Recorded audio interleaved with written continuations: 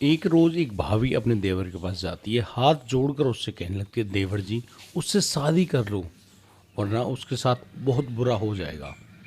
अब इतनी बात को सुनने के बाद वो देवर कहता है, भाभी तुमने मुझे पाल पोस कर इतना बड़ा किया है, मैं तुमसे शादी कैसे कर सकता हूँ।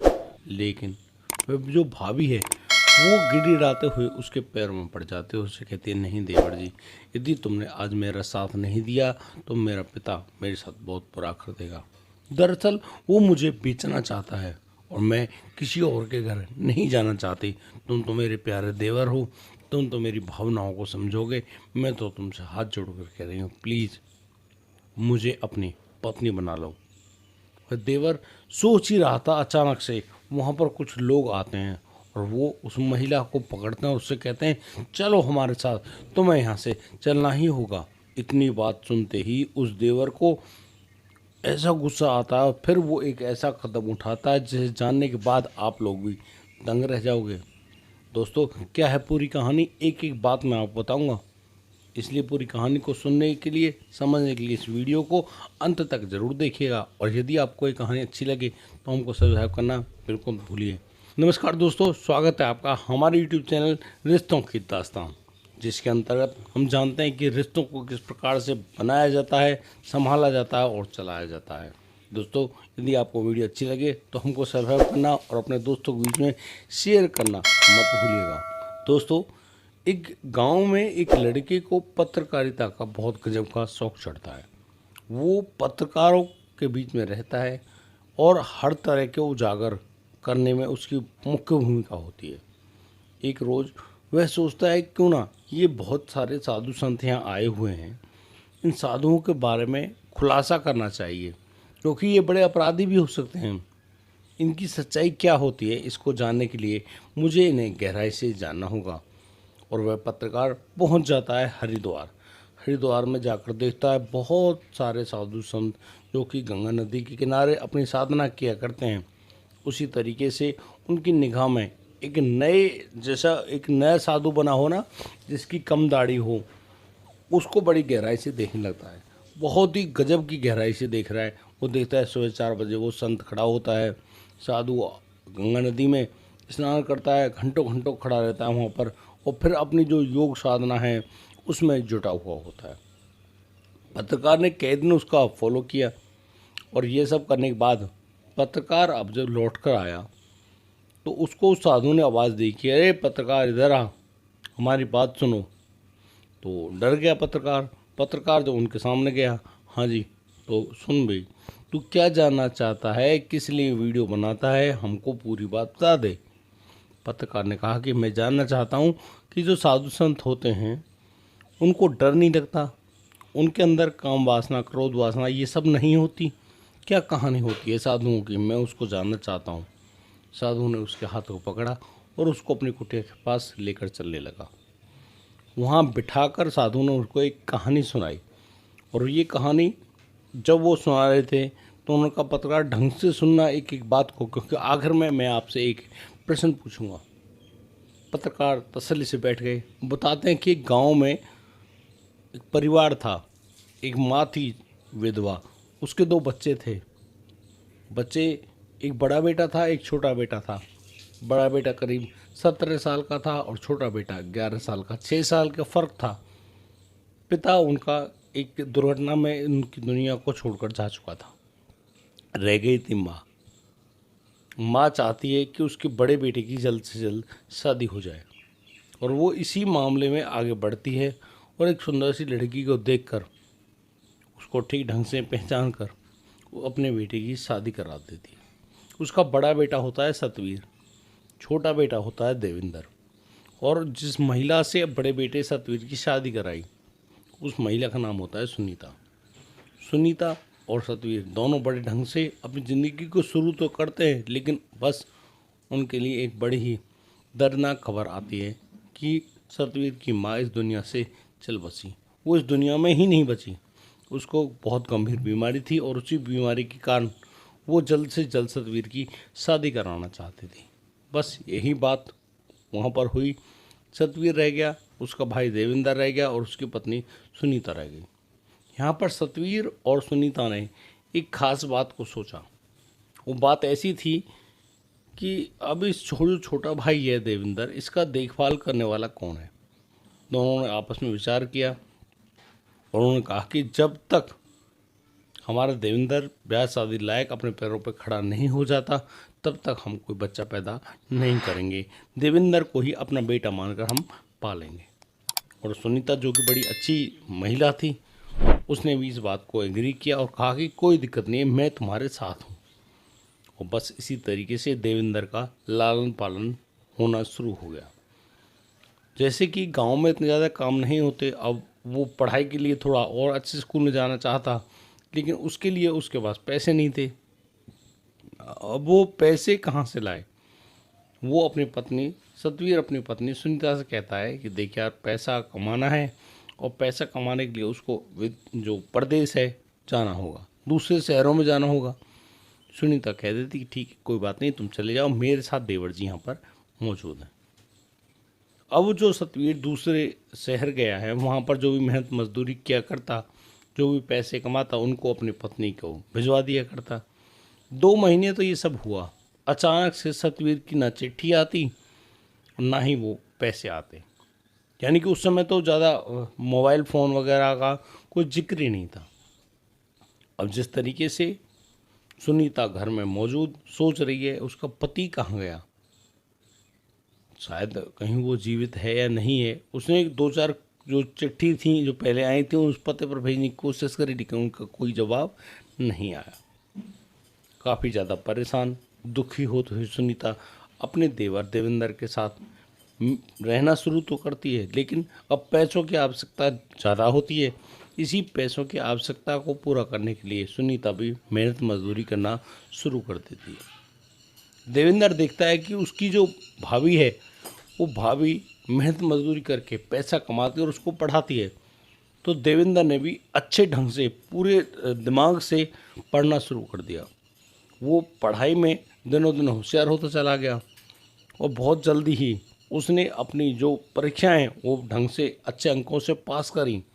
और फिर उसको उसके अध्यापकों ने एक सलाह दी कि भाई तू कॉम्पिटिटिव जो एग्ज़ाम होते हैं वो ज़रूर देना, क्योंकि उनको देने से तुझे अच्छी नौकरी मिल जाएगी। अब जो देवेंद्र है वो लगातार आगे बढ़ता जा रहा था। उसको ये था कि वो अपनी भाभी को खुश देखना चाहता है, वो उसको मजदूर अवस्था में नहीं देखना चाहता। और बस देवेंद्र इसी तरीके से काम करने में जुट गया।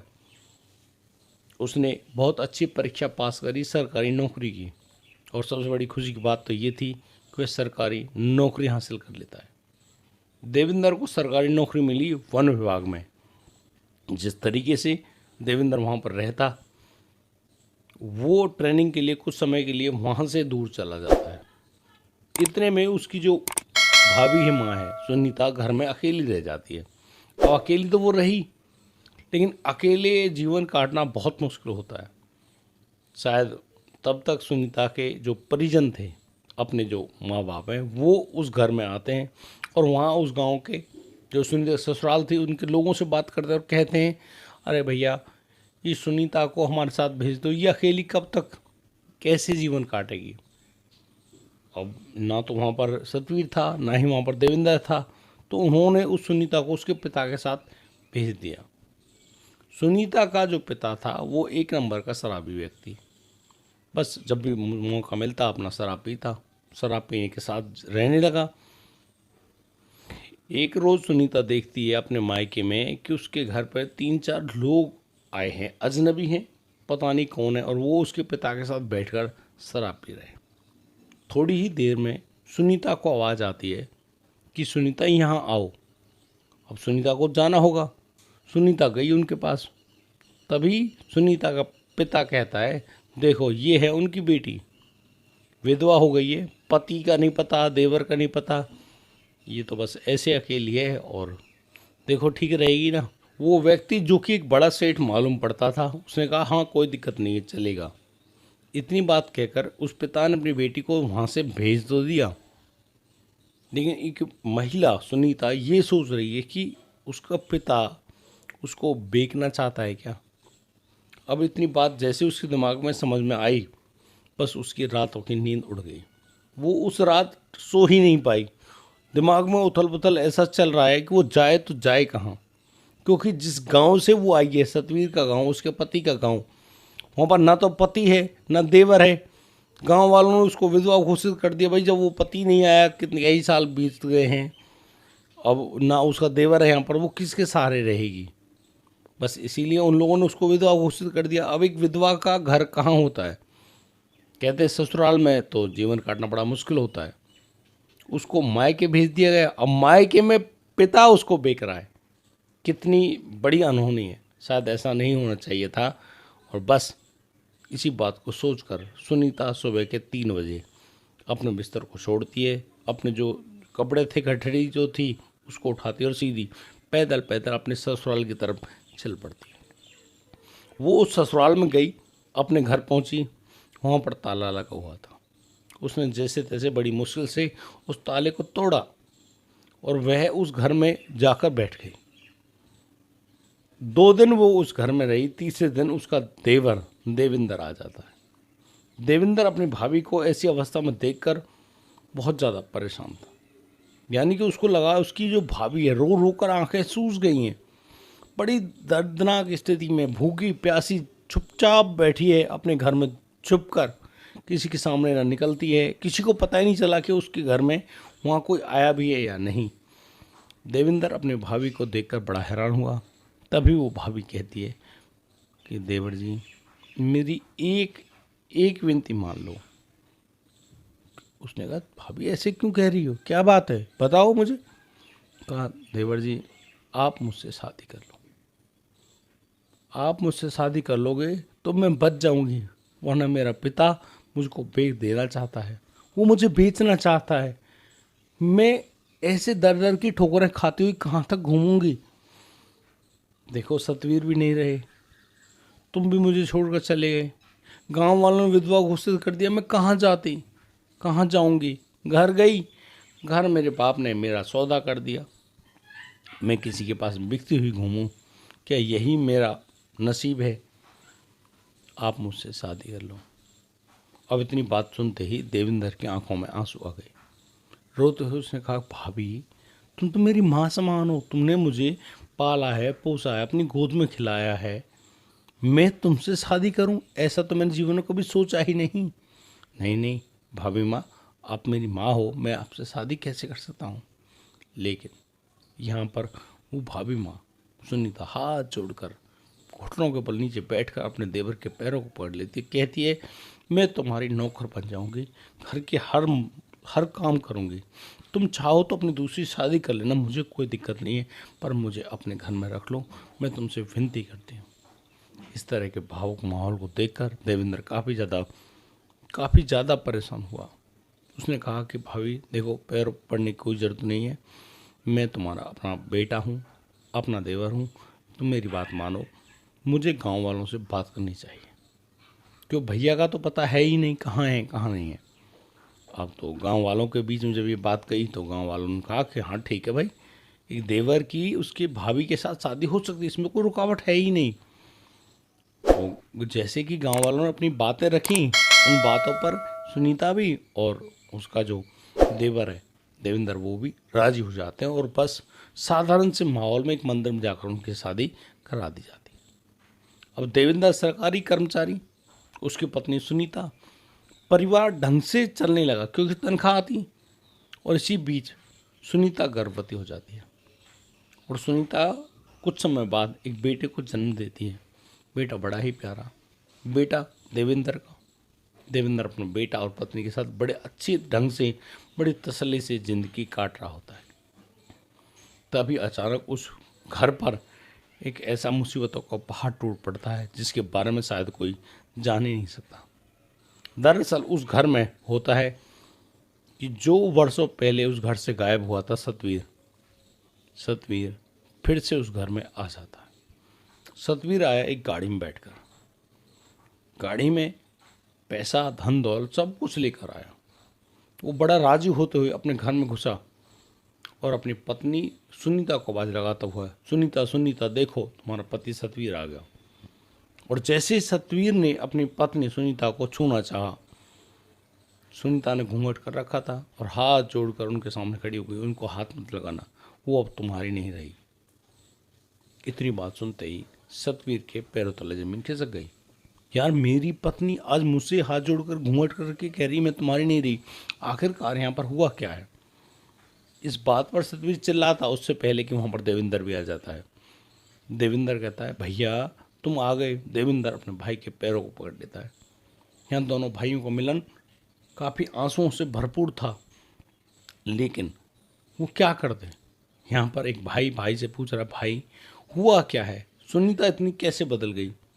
देवेंद्र बताता है, भैया जब तुम लाखों मतलब काफ़ी लंबे समय तक नहीं आए तो भाभी ने, गांव वालों ने उसकी शादी करा दी देवेंद्र से। अब वो मेरी पत्नी है। इतनी बात सुनने के बाद सतवीर के मानो पैरों तले जमीन खिसक गई हो। बड़ा मायूस हुआ, परेशान हुआ, दुखी होते हुए कहने लगा, अच्छा लेकिन सुनीता तुमने मेरे साथ अच्छा किया क्या? अरे मैं पैसे कमाने के लिए गया था, पैसा कमा रहा था, मुझे मौका मिला विदेश जाने का, मैं विदेश चला गया, वहाँ से मैं और धन कमा कर लाया हूँ। किसके लिए? तुम्हारे लिए, तुम सबके लिए। लेकिन आज तुमने मुझे धोखा दिया। यहाँ पर सुनीता जो कि देवेंद्र से इशारे में कहती है कि इनको बताओ सारी बात। दोस्तों, देवेंद्र सारी कहानी सुना देता है, रोते हुए बोल रहा है, भैया उसको माफ़ कर दो, वो जानबूझकर ऐसा नहीं किया है, वो अपनी भाभी की जान बचाना चाहता था, इसलिए उसने ये कदम उठाया है, वो गलत नहीं है। और अगर तुम्हें लगता है मैं तुमसे झूठ बोल रहा हूँ तो ये रहा 3 साल का बेटा, मैं इसके सर पे हाथ रखकर कसम खाता हूँ, भैया मेरे दिमाग में कोई गलत बात नहीं थी, लेकिन हाँ मैं अपनी भाभी को ही जान बचाने के लिए क्या कर सकता था। दोस्तों, यहाँ सतवीर जो कि काफ़ी गंभीर व्यक्ति था, बड़ी गहराई से बहुत सारी बातें सोची समझी। वह 2-3 दिन उस घर में रहा और उस घर में रहने पर उसने अपनी जो भी धन दौलत जो कुछ भी थी सब कुछ अपने भाई देवेंद्र को सौंप दी। और फिर अचानक रात को 12 बजे उस घर से निकल गया। इतनी बात कहते हुए उस साधु ने उस पत्रकार से कहा कि अब बताओ इस पूरे मामले में, इस पूरे वाक्य में किसकी गलती है? देवेंद्र की, सतवीर की, या उसकी पत्नी सुनीता की? इतनी प्रश्न को सुनने के बाद पत्रकार अवाक रह गया, कोई लफ्ज़ ही नहीं बोल पाया। चलो मैं तुम्हें अभी इस बात पर सुनने के बाद उस साधु ने कहा, चलो मैं तुम्हें सतवीर से मिलवाता हूँ। जो तुमने सतवीर के बारे में सुना वो सतवीर कोई और नहीं, मैं ही हूँ। जैसे ही पत्रकार ने सुना कि वो साधु कोई और नहीं, वही सतवीर है जो कि अपनी पत्नी को, अपने घर को, अपने भाई को छोड़कर साधु संत बन गया है। उसने सब कुछ पूरा वैराग्य धारण कर लिया, उसको कुछ नहीं चाहिए। उसने जो मेहनत करके सालों साल जो कमाई की थी उसको उनको देकर आया है, जिसको कोई लोभ लालच काम क्रोध कुछ है ही नहीं। ऐसे भी साधु संत होते हैं। इतनी बात सुनने के बाद उस पत्रकार की आंखों से आंसू बह निकले और उसने हाथ जोड़कर उस संत को, साधु को प्रणाम किया और उनसे कहा कि मुझसे गलती हो गई, जो मैंने आपके प्रति ऐसा सोचा, मैं ऐसा सोचने लायक भी नहीं हूँ।